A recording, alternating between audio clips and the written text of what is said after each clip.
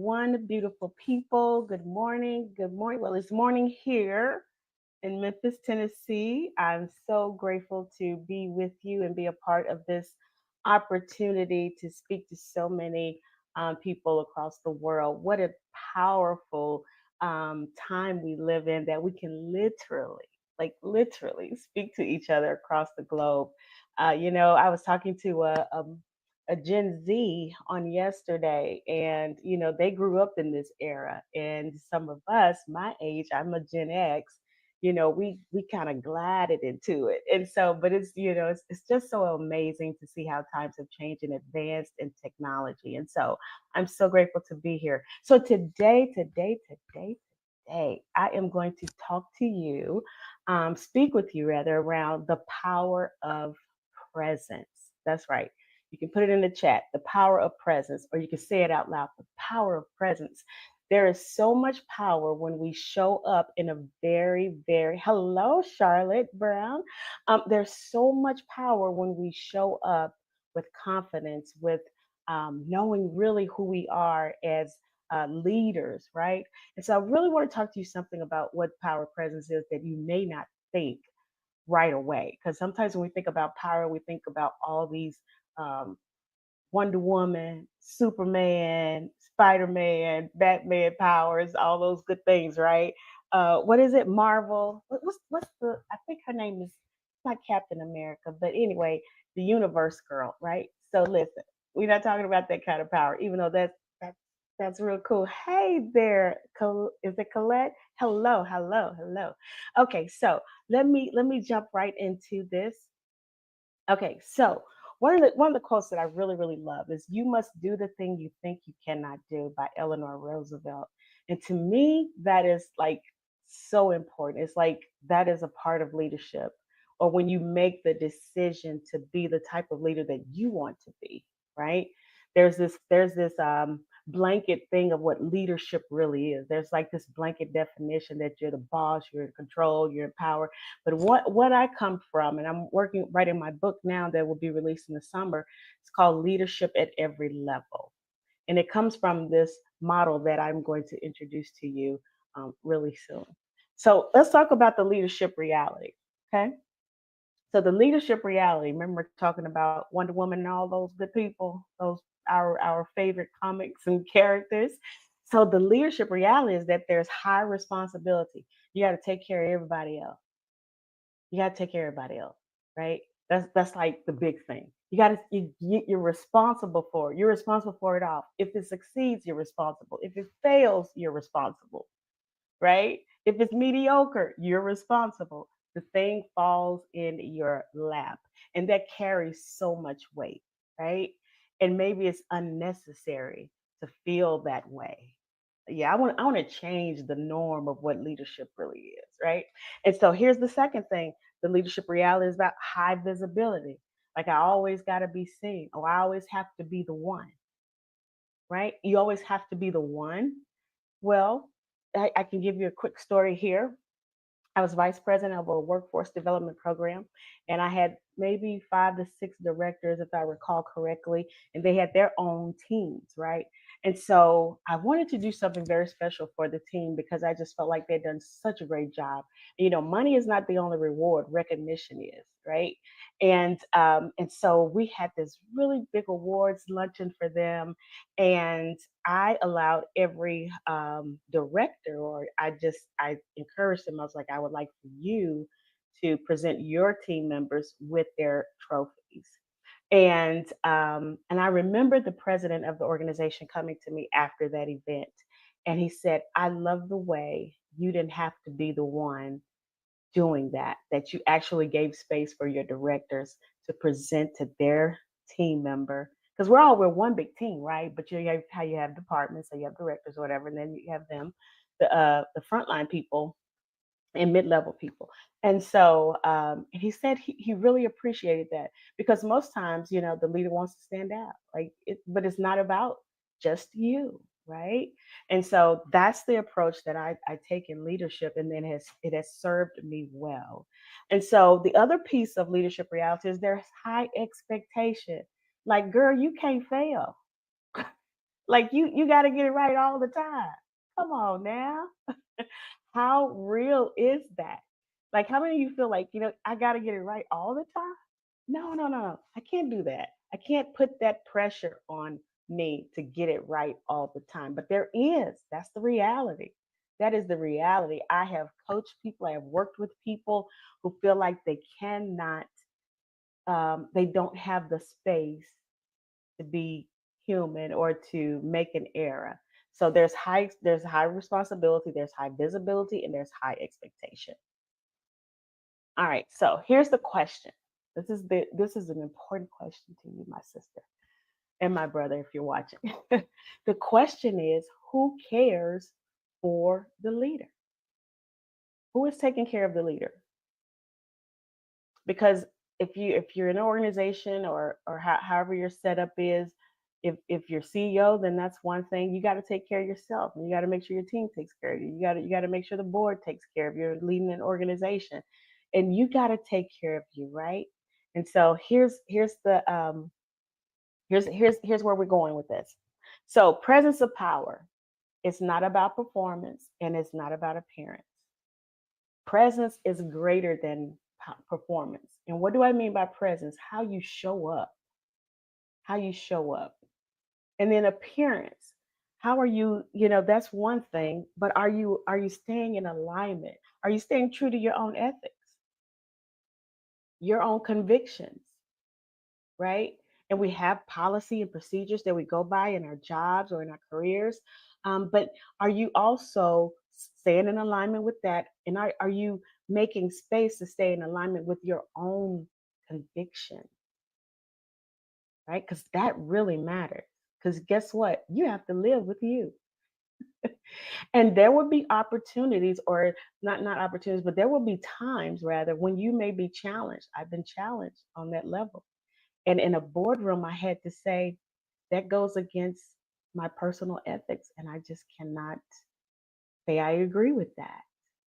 So sometimes your presence is saying no, because I'm going to stay in alignment. I'm not going to appear to go along with something that in my heart, in my spirit, in my soul, child, that is not lining up with my ethics and my own personal convictions. So here's the framework. So let me give you a little backstory, okay? And I promise I'm gonna stay within my time. So here's a little backstory. There is a book called, and I encourage every, and when I say every leader, I encourage every leader to read this book. There's so many. I love Simon Sinek. I love so many leadership authors, John Maxwell. But this book, I don't really remember how I came across it, but it's called Radical Loving Care. Called Radical Loving Care, and it's by Erie Chapman, Erie Chapman, Chapman. And in this book, he was when he wrote this book, I believe he was still the president of the Baptist hospital systems in Nashville, Tennessee, if I'm not mistaken. But at any rate, he wrote this book called Radical Love and Care. This changed everything for me. I've always been a person who likes to lead as a servant, servant leadership, because my background is I was raised in church, and I came from, my parents were entrepreneurs, had other jobs too, but they were entrepreneurs in our community, and I saw them lead in that way, serving people in our community through their business. So I believe in servant leadership because that's what my parents taught me, and that's what they modeled before me. And so when I got this book, it was like, so Radical Love and Care talks about this sacred encounter that happens when a need is met with love, that there's a sacred encounter that happens. That just blew me away. It blew me away. And I was like, this is how I want to run my life. And this is how I want to run every business or every department that I'm privileged and blessed to run, and or to manage or to lead rather, right? With vision. I gotta care. I gotta have these sacred encounter moments.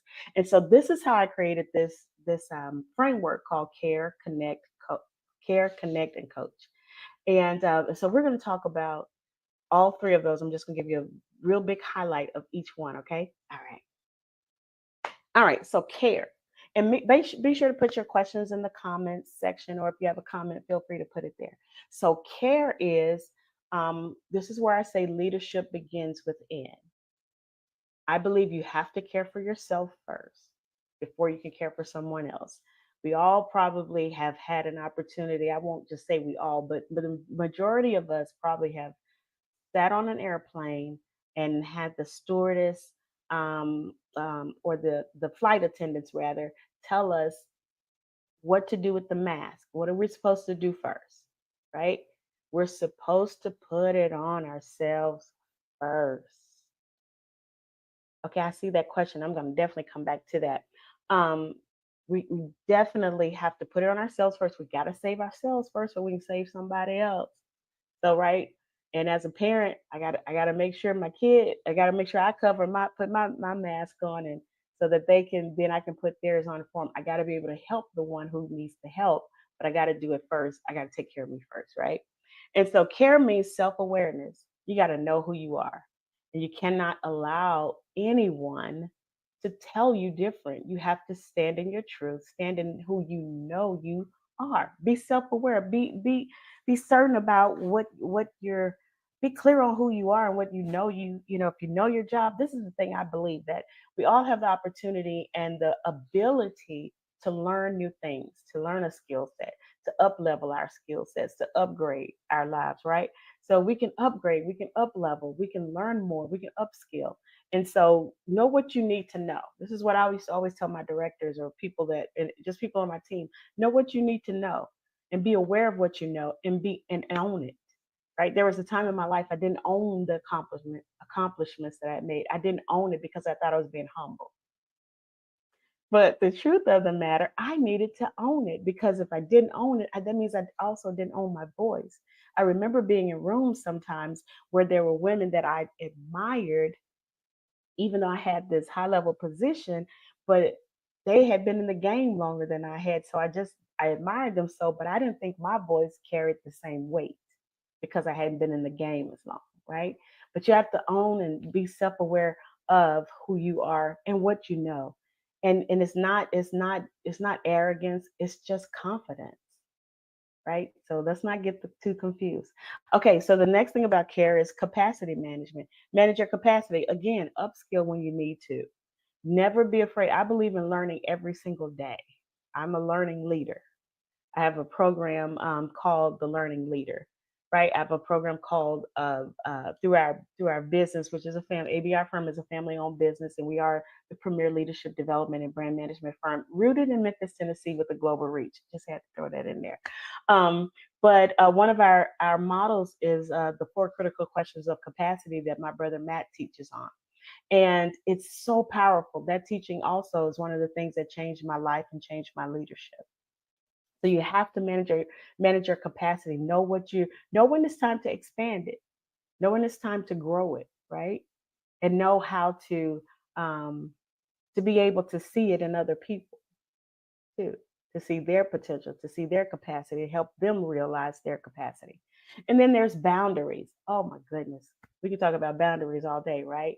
We need to set reasonable boundaries. No is not a bad word, it's a strong word.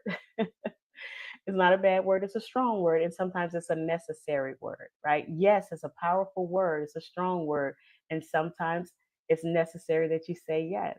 It's required sometimes, and sometimes the no is required, and you just need to be strong enough to know the difference, when to do which, right? And then there's emotional discipline. In the previous conversation with the doctor, I can't remember her first name, Kalisha. Please forgive me if I'm calling your name wrong, but she was talking about emotional intelligence, emotional discipline, and she was talking about moving from the feminine to the masculine, and how sometimes we operate as women, in particularly speaking to all my sisters out there, we can move in this really way, like we just get, there's nothing wrong with going and get it. I believe you should go get it, right? But I also believe that there has to be balance, and you have to use wisdom and balancing that and having the emotional discipline to not fly off the handle, to keep you cool, as my dad would always say, keep you cool, keep you cool. You can say what you need to say, but while you keep you cool and do it. And the truth of the matter is that's one of the biblical things that my parents taught us too, is that a soft answer is in the Bible, that the a soft answer turns away wrath, right? And so when we learn how to really be disciplined and really understand how we should move, how we should answer, not being so quick to respond, but being thoughtful about what we have to say so that it's said right. And you can step back. It's okay to step back and say, I can't talk about this right now, right?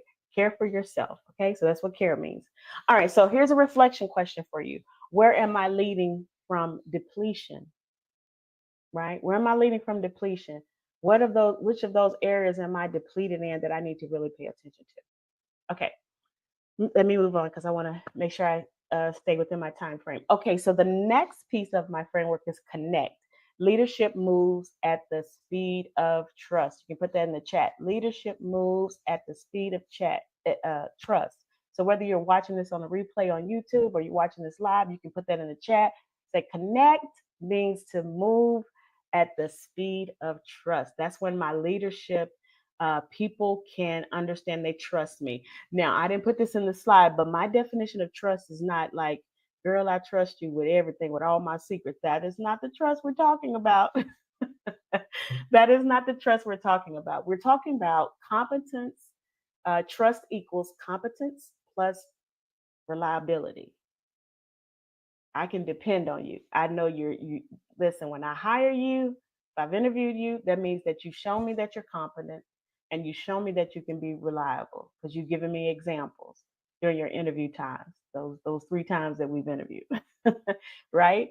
And so that's trust. Don't make it something personal. Trust means that you're competent and that you're reliable. Now you can come up with your own definition. That was my definition of it after I read, because I read a lot of books. I love self-help books. I love leadership books. And so I came up with like, okay, this is what trust is for me. And I remember sharing it with a team that I was on a couple of times, well, multiple teams, but and they was like, the director's like, I like that. Yeah. Because then it removes that other stuff. Because it removes those stuff. That way we can stay focused on our mission, on our product, on our impact, right? Because you want to make sure that you're making the right impact. Okay, so here we go. Connection requires listening, empathy, clear communication, and psychological safety. Now, you probably understand all those things, but I just want to touch right here on psychological safety. That means I create a space. If I'm going to build trust, I am creating a space where folks can feel. I'm from the South, so folks can feel safe in this working environment, in this workspace, whoever I'm working with. If I'm working with a network of coaches and consultants that we work with in our firm, then they need to feel safe. They need to feel heard, right? In our own business. But if in my previous community or jobs and positions and careers and teams, it's like, I gotta create this space of safety so that their ideas are heard, their voices heard. People need to feel heard. People appreciate so much when they feel like they're adding value. And when they're not, when you're giving them positive feedback, and you have to feel safe, even you have to feel the self-awareness I talked about and caring. You have to bring that over into those things that you do to care for yourself. You do have to do those for others too. So again, this is just high level um, of what I'm sharing around that framework. The psychological safety to me is so important. Clear communication, give the feedback and allow the feedback to come to you. I'm one of those leaders. I had my team evaluate me. And I remember the president telling me one day, he's like, I don't know if I'm strong enough to do that. Well, I was, because my first mentor, who was the president of a community foundation here locally in Memphis, he taught me so much. I call him my father in nonprofit. And he taught me so much because he did that. And and I loved how he utilized that feedback, some good, some not so great, and some not so good.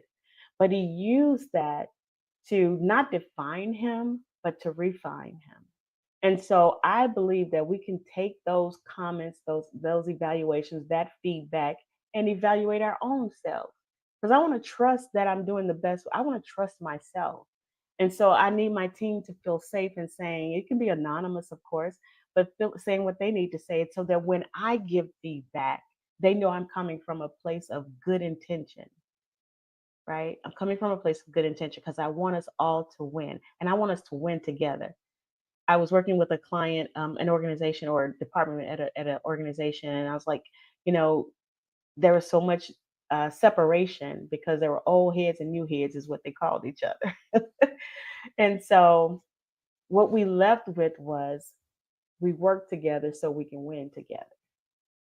If we're divided and we have all these silos going on in one department, it's never going to work. We're never going to make the impact we really want to make. Can we put what's the most important thing, make that the most important thing, and keep it the most important thing?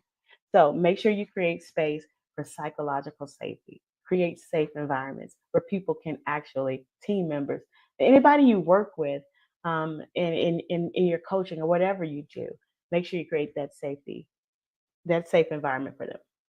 Okay, so here's your reflection question. Who on my team feels unseen? Or who am I working with that may feel unseen? Who in this cohort is feeling unseen, right? And sometimes you have to do um, some more intentional work with those individuals to help bring them up to where they need to be.